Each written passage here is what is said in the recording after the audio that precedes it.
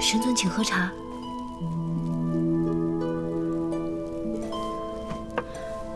神尊，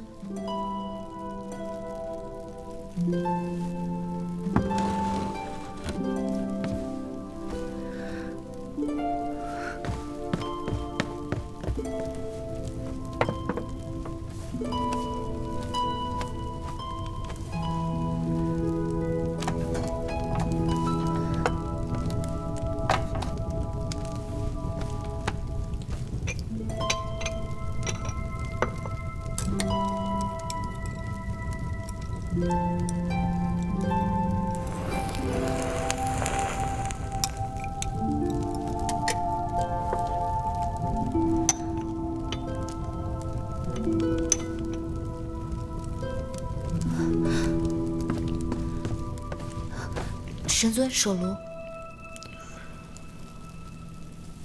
今日多谢你。神尊，你谢我做什么？小仙今日可是威风的紧呢。神尊刚刚牵着我的手走出大殿，你可没看到那一众女仙的脸色，眼睛都快瞪出来了。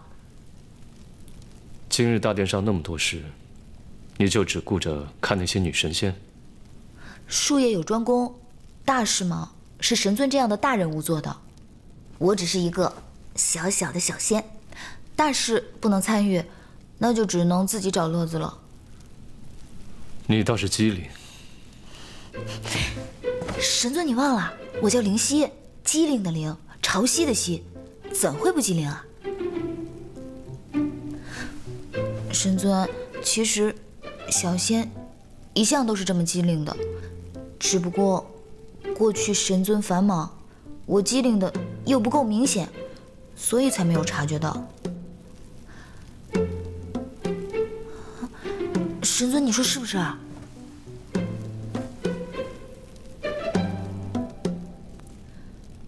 哦，还有，我也是到了天宫才知道，原来这天宫的神位竟然这么抢手啊！哦，除了侧神，还有斗神、爻神、穷神、床神、瘟神。穷神分为上穷神和下穷神，床神分为床公、床母，那瘟神就更厉害了，分为春夏秋冬四方瘟神，还有中间总管的中瘟神。怎么什么神位都有人抢啊？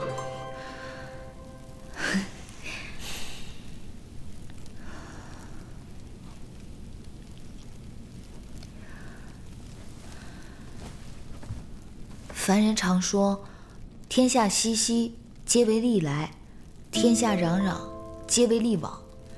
其实哪里都是一样的，为了金银财宝，为了高官厚禄，抢来抢去。正所谓匹夫无罪，怀璧其罪。神尊，你位高权重，被人忌惮，也是寻常。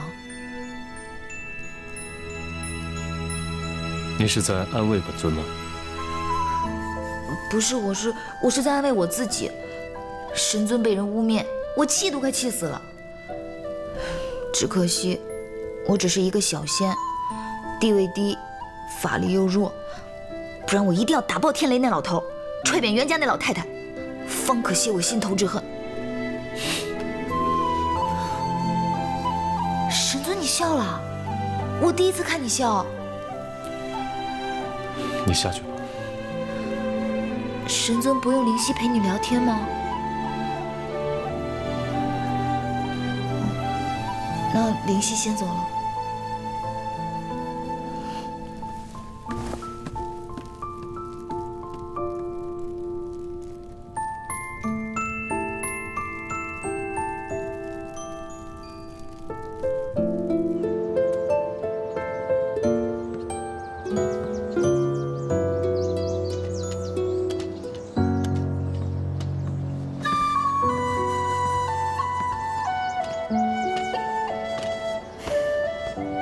日大殿的事我都听说了，可惜我不在殿上，可惜我位卑言轻，可惜我已是女儿身，可惜我法力低微。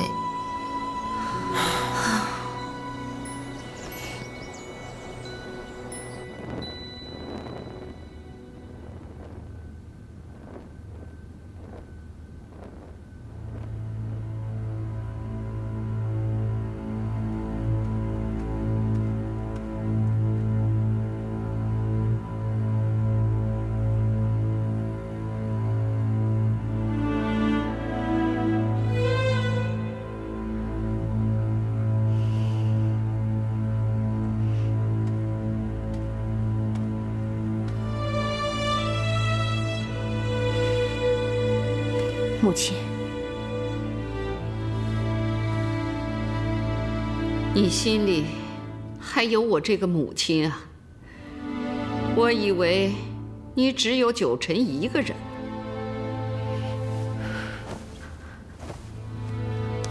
请母亲息怒。如果你心里还有我这个母亲，有你大哥，有我们袁家，你就该放下对九成那份心思，表明立场。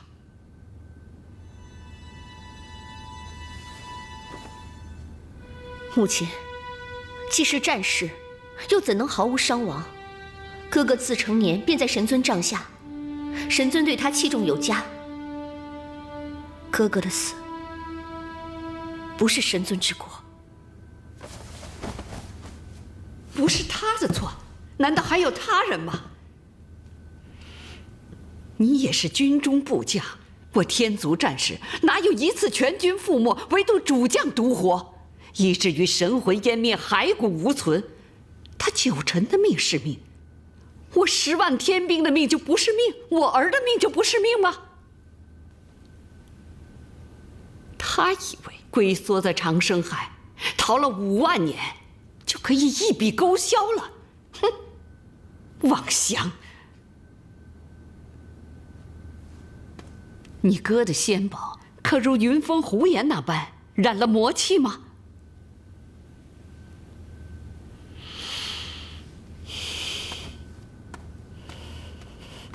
母亲，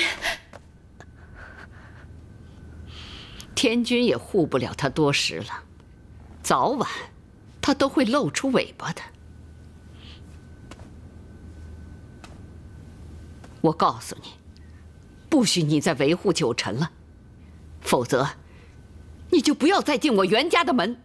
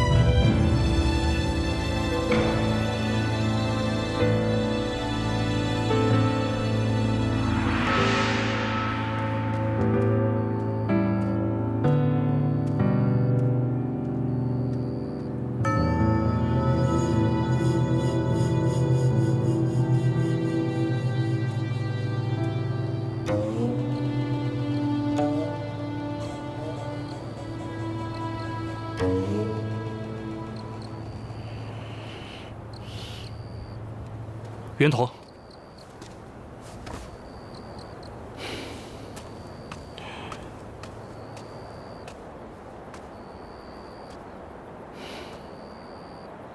你真的想好了吗？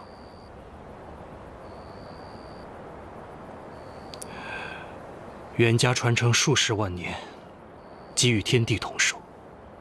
早在三皇时期，袁家的祖先就是天帝手中的一把利刃。这么多年过去了，为克魔而死的袁家男儿数不胜数，这满门的尊严，数万年的荣耀，你都打算不要了吗？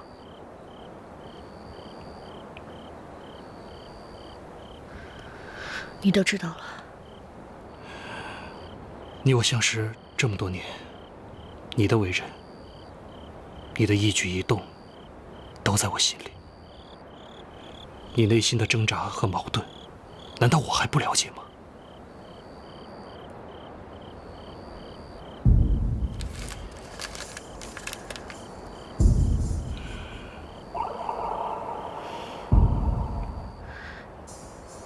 这封信可以证明神尊的清白。然后呢？神尊是清白了，可你们袁家呢？要像烈夷一族一样被发配到蛮荒之地，受人欺凌，永世不得翻身吗？你受得了？好，就算你受得了，你母亲呢？你族中的弟子呢？你袁氏一族的子孙后代呢？他们受得了吗？更何况，你如果那样做，就再也见不到神尊了。你不用这么看我，我心里都清楚。袁童，他是战神，一品正神，天尊弟子。他如果愿意解释，又何须证据？他不说，就是为了保护你们袁家，保你兄长的身后名，保你袁家万年的基业和清明。因为他知道，结果他担得起，可你们袁家担不起。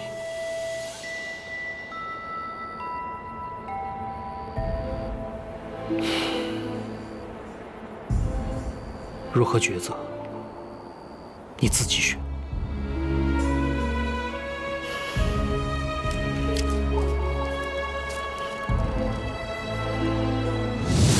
为兄奉命剿魔，近日突感心神烦乱，煞心颇重。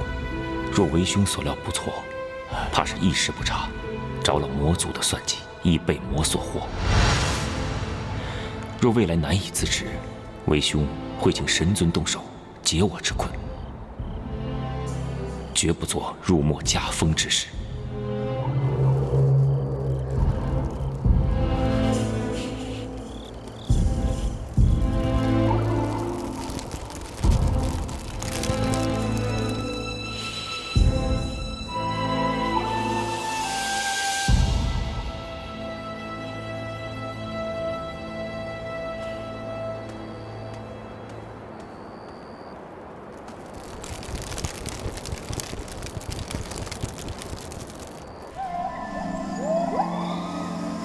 这么说，众浩一族这次是无路可走了。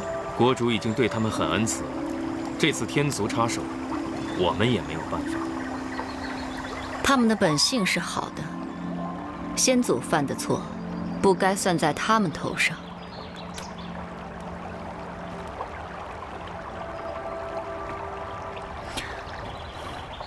我不想重蹈覆辙。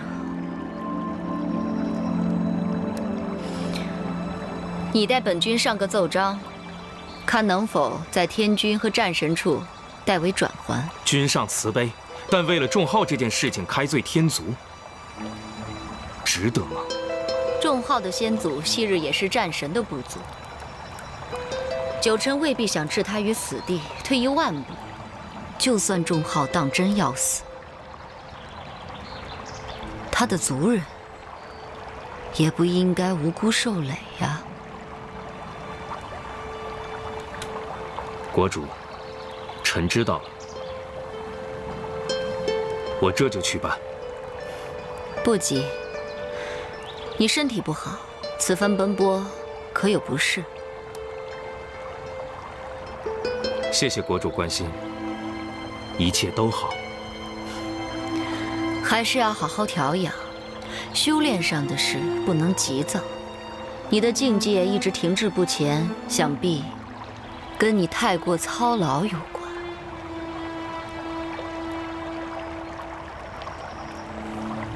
这件事情过去了，还是要好好休息，毕竟身体才是要紧的。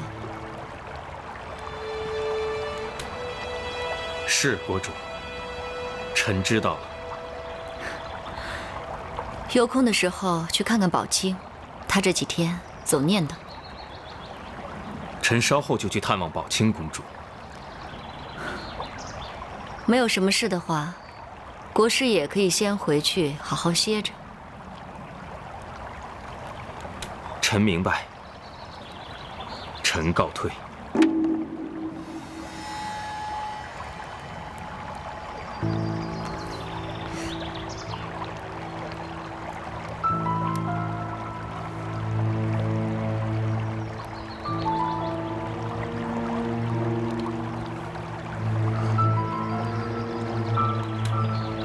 国主怎么了？是不是身体有什么不适啊？本君没事，国师退下吧。国主也要好好调养身体。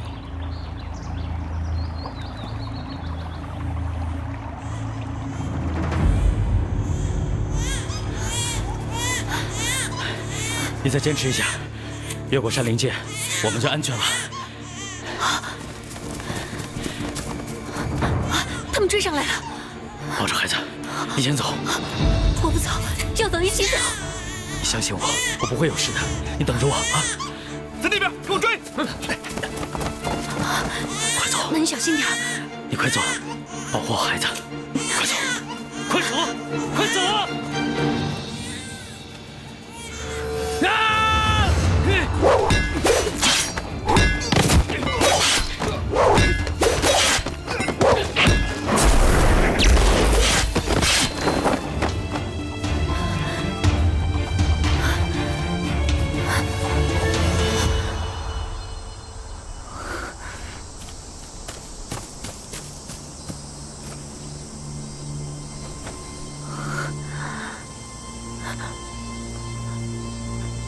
孩子，等着娘，娘去找你爹，很快就回来。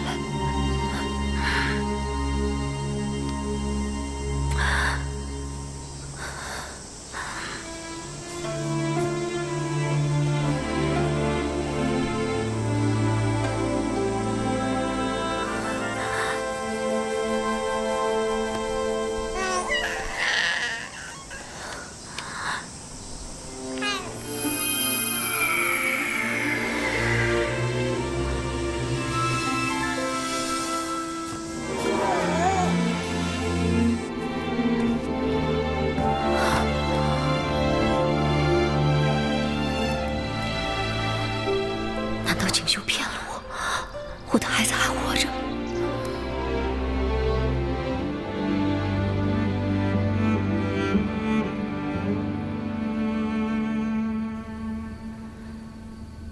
为什么他们说的跟我的梦境是一样的呢？梦哪里做得了真啊？那些人也是在冤枉神尊。不要胡思乱想。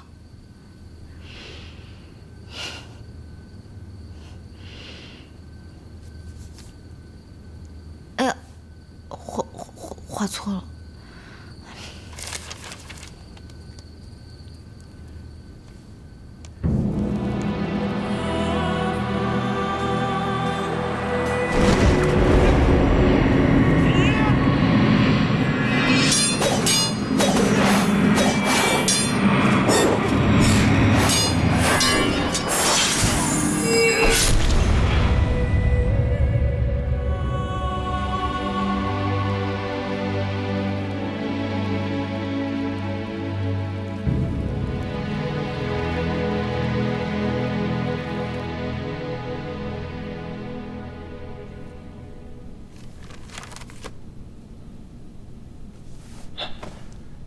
天君还在苦恼九臣之事。九臣是本君看着长大的，他的品性如何，本君最为清楚。可现今所有的疑点都指向了他，他却连一句都不愿意解释，这如何让天下信服？他不解释，自有他不解释的道理吧。唉，天君对他很是信任呐。本君只是对人心看得清楚罢了。这几万年来，战神之位空缺，人心浮动，过于急躁了。那天君是不想追究了？本君是可以不追究，但是别人并不一定这么想。哎呀，九臣想扛下此事，这是他的选择，他要为此付出代价，本君帮不了他。与此相比，还有让本君更为操心的事啊！幽都山的魔气又中了。哎呀！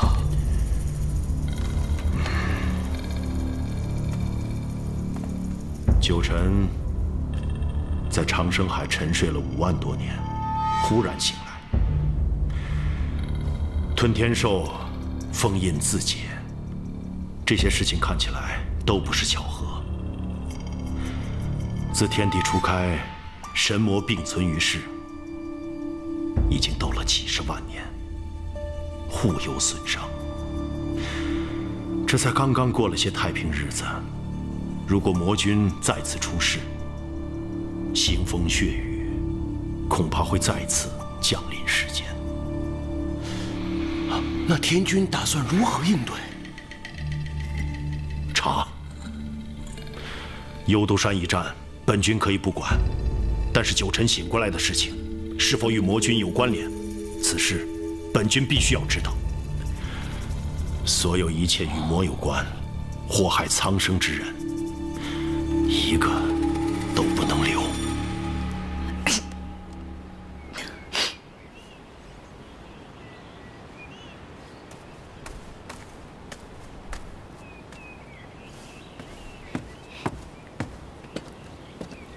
灵犀，你编什么呢？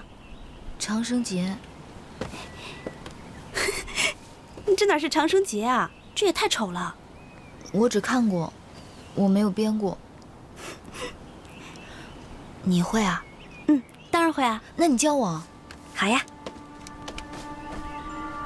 你看啊，要先这样，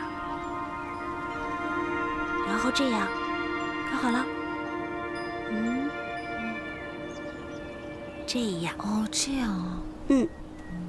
哎，对了，你编这个干什么？送人。哦，灵犀有心上人啦？你别瞎说。还说没有？你看你脸红的。我那是热的。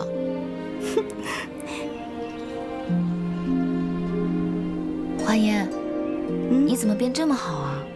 你以前是做什么的？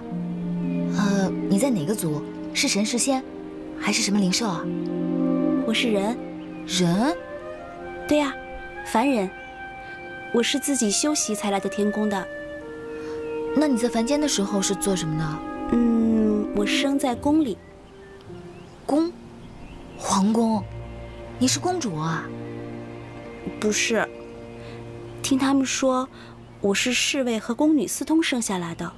皇后没有要了我的命，觉得我可怜，我就在宫里活了下来。这皇宫这么好，你为何要到天上来啊？皇宫哪里好了？终日要伺候别人，还得看别人的眼色行事。我才不要过那样的日子呢。好在后来我遇见了我师父。我师父他是世界上最好的人，他教我修习，传我仙法。于是我就抛弃了一切凡尘俗世的牵绊，来到灵山中修炼。然后又过去了3000年，我终于从地仙修成了天仙。这才来了咱们天宫，来了咱们福云殿呢。然后继续伺候人。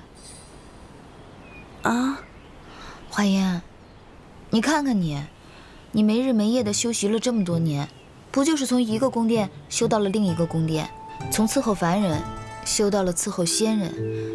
你以前在凡间编长生节，现在在天上编长生节，又有何不同啊？你们凡人真是爱折腾。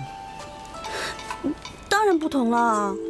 以前我只有不到100年的寿命，但是现在我可以活上1000年万年，然后我就可以千年万年的伺候人。啊，这么快就编好了？嗯，谢谢你，我走了。哎。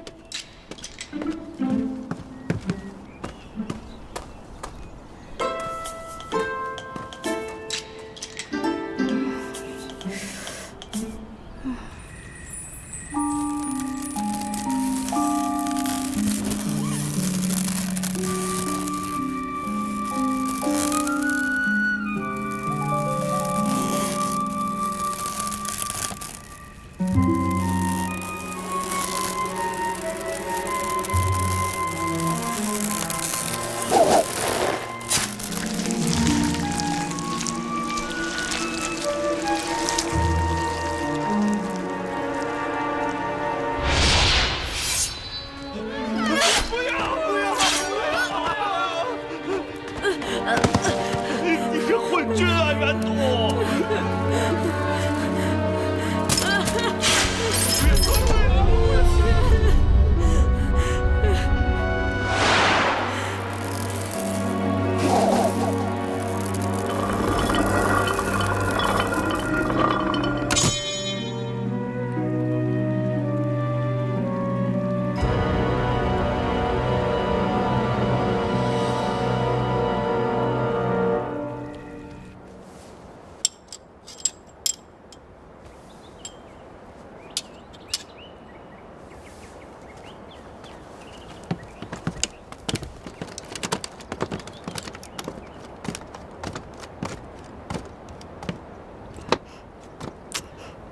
你挡我干嘛？起开，挡得住吗你？起开！紫菱香雾道茶、翠玉参百事，这么多东西都没了，怎么不拿牌子去取啊？站在这儿干嘛？今天谁轮值？是百兴。人呢？说是家中有事，告假回家了。那你就不会去吗？13姐，几个大殿我们都连跑了5、6趟了，可那些小仙不是推脱没有，就是管事不在。你是不知道，咱们浮云殿现在有多不受人待见，到处遭人白眼不说，还要受人冷嘲热讽。混账！哪个大嘴巴告诉你的？我去打碎他的！我打！13，你也做了5万年的女人了，你能不能别动不动就打碎别人的？啊！我去吧。算了，分我一半，我也去吧。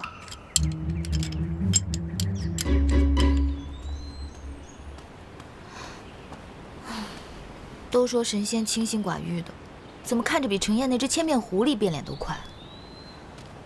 当初一个个争先恐后的到浮云殿巴结，这才有点风言风语，就翻脸不认人，当真是可恶！看你往那跑！哎，这位姐姐，这位姐姐，如果我没有看错的话，这只应该是凡间的小狗吧？没错。若是咱们天宫的神犬，又岂会这般无用？那既然是凡间的小狗，怎么会在天上啊？你又为何要把它放在肉桶中？是万灵院的小青鸾贪玩，跑到了凡间，正巧碰到这只小白狗，戏耍之后，索性给带了回来。谁知道这凡间的狗也太不中用了，飞到天上吓了个半死，带到万灵院又受不住神兽的威压，索性啊，我就把它放到万灵院充当神兽的口粮吧，能在神兽肚子里过一遭，也算是它的造化了。那怎么行啊？就算在天君的肚子里过一遭，那也算不上什么造化呀。这样，你给我，我来养，拿走便是。好了，他很皮的。多谢仙子。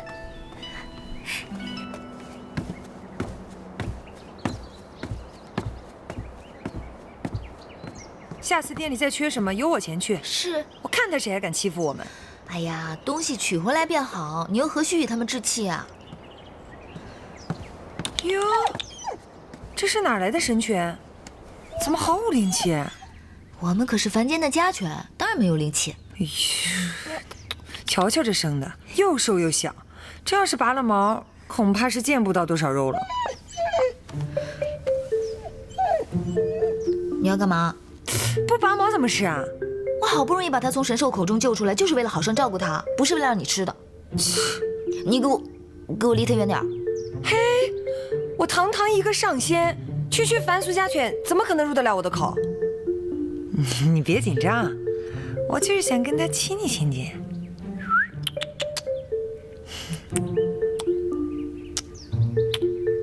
不碰就不碰呗，谁稀罕？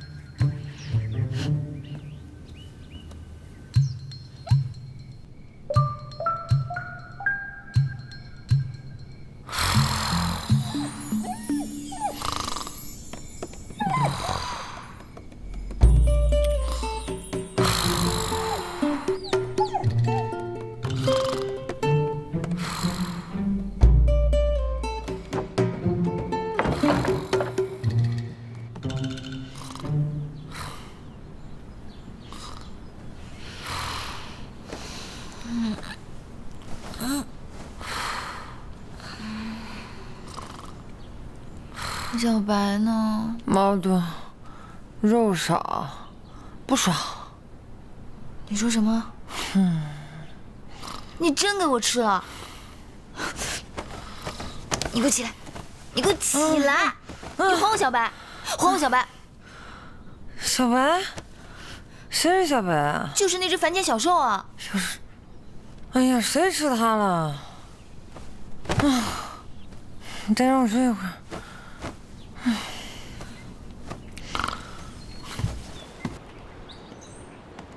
小白，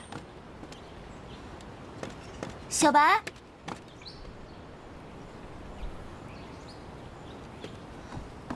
小白，小白。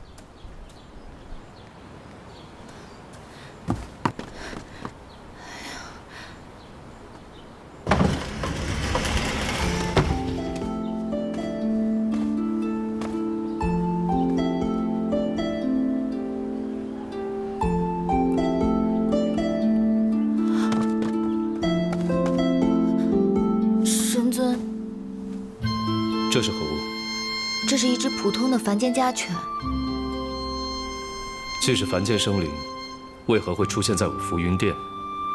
万灵院的小青鸾贪玩抓了上来，它本来是要被充作神兽的口粮的，我看它可怜，就讨了回来。你要在浮云殿中饲养它？神尊不许吗？你若要养，就自己负责好。谢神尊。那小仙告退。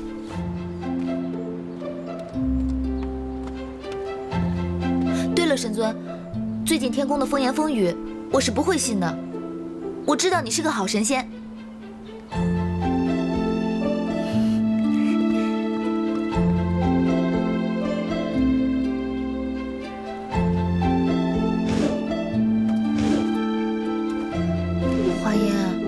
这根线是从哪里穿过去的啊？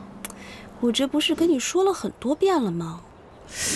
可是我就是按照你教我的穿的呀，怎么看起来歪歪的？拿来我看看。你看啊，你这上面就已经穿错了，这下面怎么会正呢？哎，我不是已经给你编好了一个吗？我要自己学。你就学成这样啊？哎，13，你来看看灵犀这编的都是什么呀？给我看看。这不是解开了吗？你干什么啊？不是让我解开吗？我辛辛苦苦编了1个上午的，好不容易成型的。这是什么呀？长生节。哎，我好歹也去过凡间的，你这哪里是什么长生节？你这明明就是随手团了个长生歌的。你懂什么？这天底下比这好看的长生节多了去了，可是有我灵犀亲手编制的长生节，仅此一个，意义非凡。难看？难看怎么了？送礼最重要的就是心意，心意你懂不懂？我说了你也不懂。啊，走了，干活去了。花言走了。哎，这你难看就是难看嘛，你那最多就是个长生线团长生疙瘩，一小便也没用。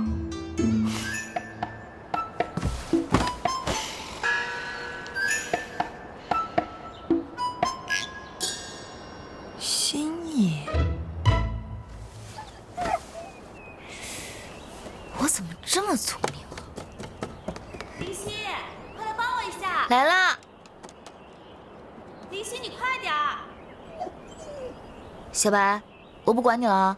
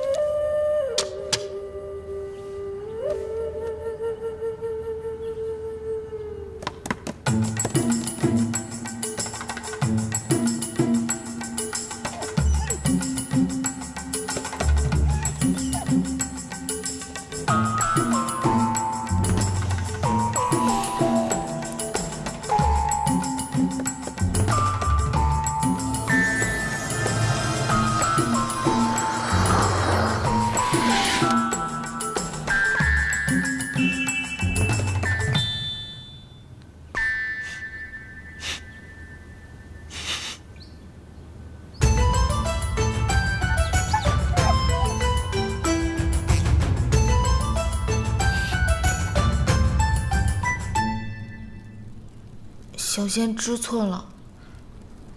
小白，他灵智未开，不懂规矩。小仙作为他的主人，没能照顾好他，便如何？便应该替他受罚。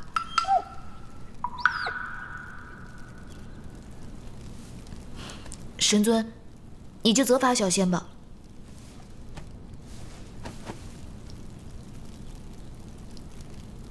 接下来1个月，罚你每日来大殿清洁打扫。是，小仙一定。小仙不许使用法术。啊！不准偷懒。是。这个是什么？这个是神尊你的长生节啊，我找到了。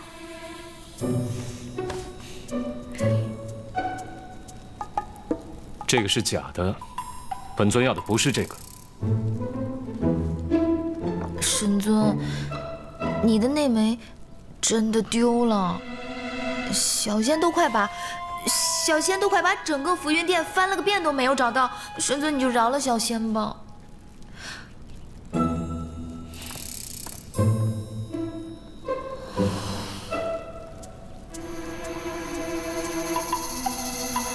这怎么不一样了？从哪里看出来的？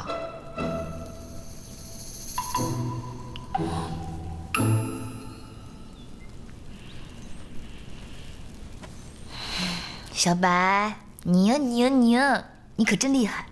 你竟敢在神尊的鞋上撒尿！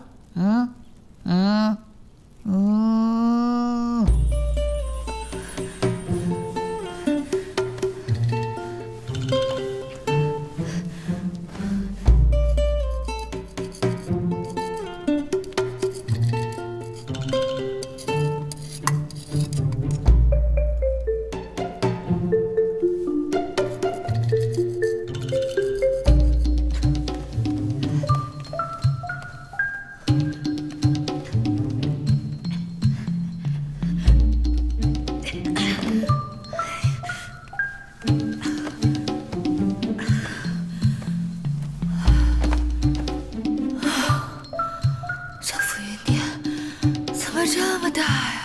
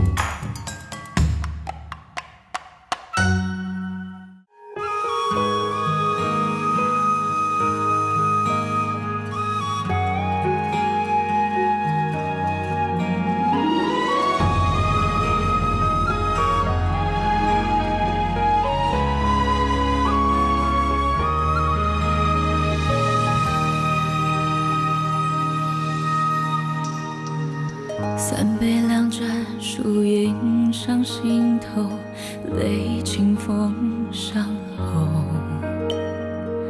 三言两语将时光倒流，一瞬间看透。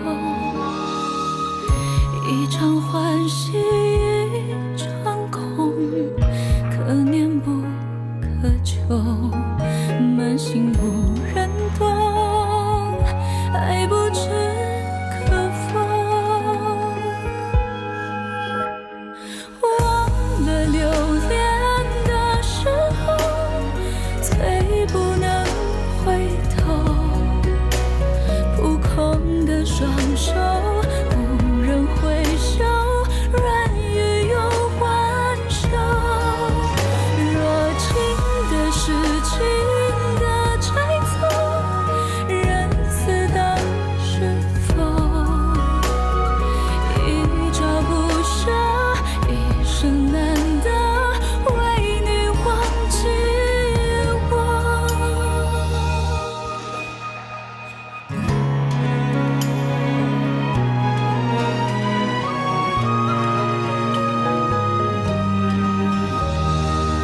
知心遇见始终的相投，痴迷了太久。我用这一走翻开心口，真实的血肉，多少次堆积